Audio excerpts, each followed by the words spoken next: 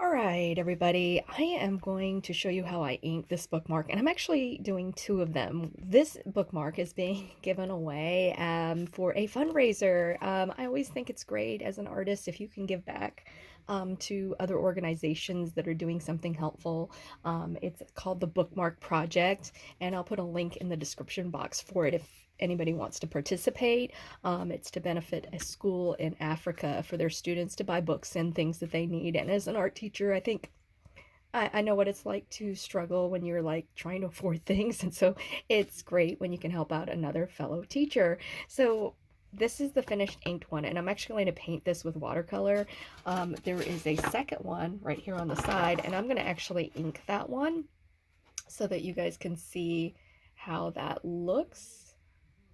So I'm kind of show you how I did it. I use this Copic pen. That's my favorite. I don't know. It's permanent, and it's a brush pen. I know a lot of people do not like using brush pens. When I've used brush pens, when I mention it to students, they just kind of like wrinkle their noses and say like, "Ugh, you like a brush pen?" Most of my students like a Tombow pen instead because it's a lot easier to control. The brush pen, you just have to be ever so delicate with the tip of it.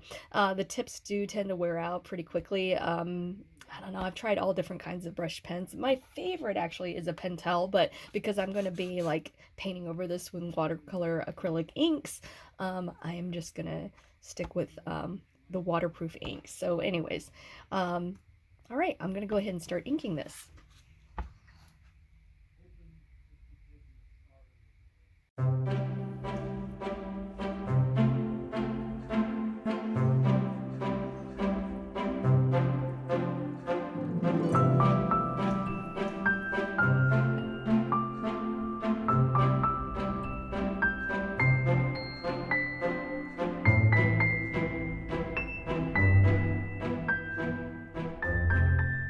I'm gonna cut them out along this little light border I made.